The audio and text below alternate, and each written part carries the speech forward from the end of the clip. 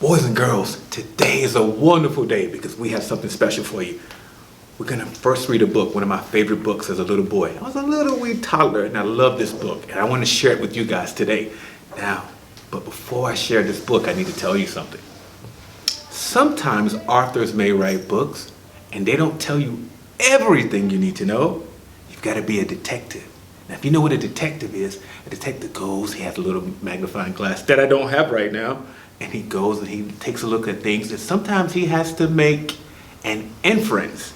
It's very important to make an inference. Now, in order for you to make an inference, you've got to look at the pictures sometimes, you've got to look at the text, but not only do you have to do that, the most important thing you must do is focus on your prior knowledge. Now, what is prior knowledge? That's right. Information that you've already known, things that you already know, the experience that you've already had. Take all of those things and you wrap them up together and you make an inference and then you try to figure out what's going to happen next. This is one of our favorite comprehension strategies when we're using Cafe. And keep that in mind as we read through this book. A mouse took a stroll through the deep dark wood. A fox saw the mouse and the mouse looked good. Where are you going to, little brown mouse? Come and have lunch in my underground house. It's terribly kind of you, fox, but no, I'm going to have lunch with a Gruffalo. A Gruffalo? What's a Gruffalo? A Gruffalo? Why, didn't you know? He has terrible tusks and terrible claws and terrible teeth in his terrible jaws. Where are you meeting him? Here by these rocks. And his favorite food is roasted fox. Roasted fox? I'm off, fox said. Goodbye, little mouse, and away he sped. Silly old fox, doesn't he know there's no such thing as a Gruffalo? Okay, boys and girls, let's stop. Because I want you to remember that we're detectives. And detectives have to make inferences. When they make inferences, they must first take all things into consideration. Let's look at the picture.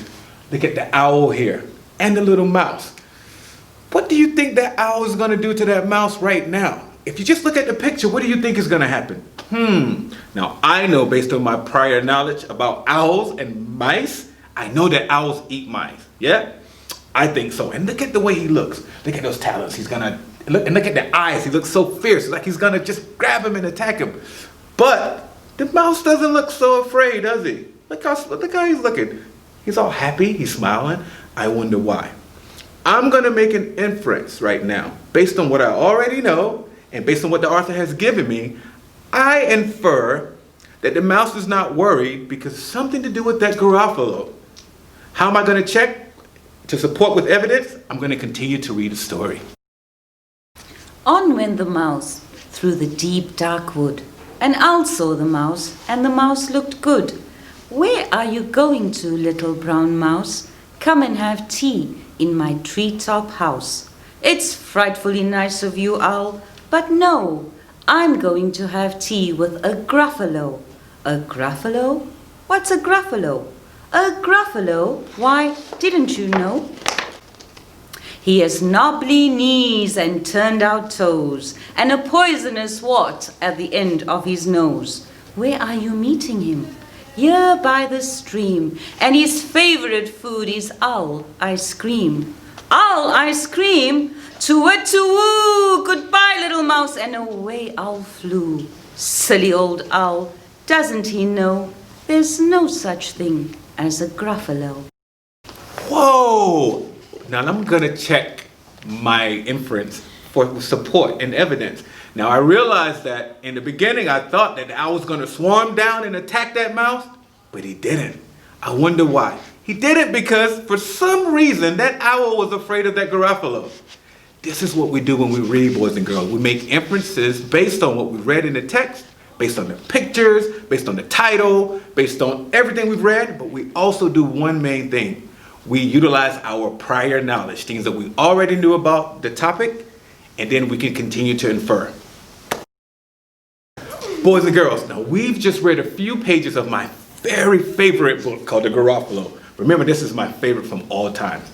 Now, what we've noticed in the book was that he had knobbly knees and turned out toes, and a poisonous wart at the end of his nose. But we also don't know what he completely looks like. Now, I want you to infer. So this is going to be your assignment. I want you to go back. I want you to think about everything. Maybe watch the video again. Reflect on everything we read thus far. And tell me, what do you think that Gruffalo looks like? When we continue, we'll get an idea.